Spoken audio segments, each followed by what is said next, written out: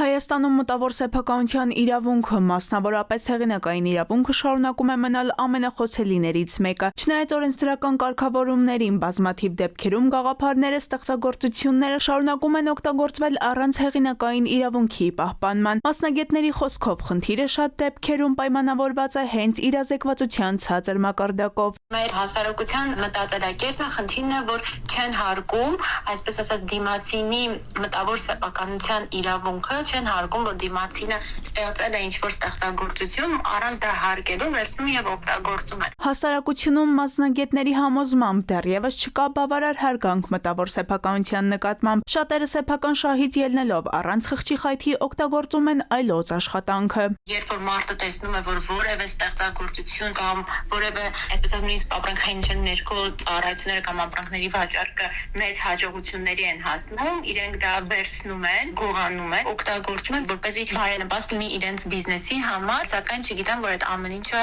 խախտում է։ Մտավոր սեփականության, գյուտերի, գրական կամ գիտական ստեղծագործությունների պաշտպանությունը շատ երկրներում վաղուց ընդգրկված է դպրոցական եւ բուհական կրթական պարտադիր ծրագրերում։ Հայաստանում հաճախադեպ են հեղինակային իրավունքի խախտումները։ Հասարակությունը հիմնականում տեղյակ չէ, որ հեղինակային ստեղծագործությունների օգտագործման համար անհրաժեշտ է վճարել։ Հանրային սննդի կետերը, ռեստորաններ, սրճարաններ, որտեղ հնչում է երաժշտություն, օրենքով սահմանված կարգով պարտավոր են վճարել հեղինակային հոնորար։ Փաստաբաններն ասում են, աշխատանքային պրակտիկայի ընթացքում հանդիպում են անգամ այնպիսի դեպքերի, որ դժվար է լինում տարբերակել, ենթադրենք գրանցված երկու ապրանքանիշներից որն է բնօրինակը։ Նույնիսկ երբ որ հայտ են ներկայացնում ապրանքային նշանի մասով, գրանցվում է դա, թեկուզ որ արդեն նմանատիպ այլ ապրանքային նշան գրանցված է լինում ու ստացվում է երկու գրանցված ապրանքային նշան է լինում եւ օգտագործվում է ու շատ դեպքերում սպառողը շփոթում է եւ չի հասկանում, թե տվյալ ապրանքային նշանները մեկ անձին է պատկանում, թե դրանք ընդհանրապես նույն անձին չեն պատկանում։ Թեև օրենքով վերահսկողության մեխանիզմներ կան, մասնագետները նշում են, դրանք գործնականում արդյունավետ չեն։ Հեղինակային հոնորարների հավաքագրմամբ զբաղվում են հասարակական կազմակերպությունները։ Խախտումներ արձանագրելու դեպքում հասարակական կազմակերպությունները իրավասու են, օրինակ երգչի անունից միանգամից դիմել դատարան։ Իսկ փաստաբանների խոսքով մտավոր սեփականության ոլորտում մասնագետների պատրաստումն իհարկե կխթանի խնդրի լուծմանը։ Համոզված են, եթե մասնագետներն ավելի շատ լինեն, ավելի լայն կտարածեն այս իրավունքը, իսկ մարդիկ կիմանան, թե իրենց իրավունքների խախտման դեպքում ուր է պետք դիմել եւ ինչպես։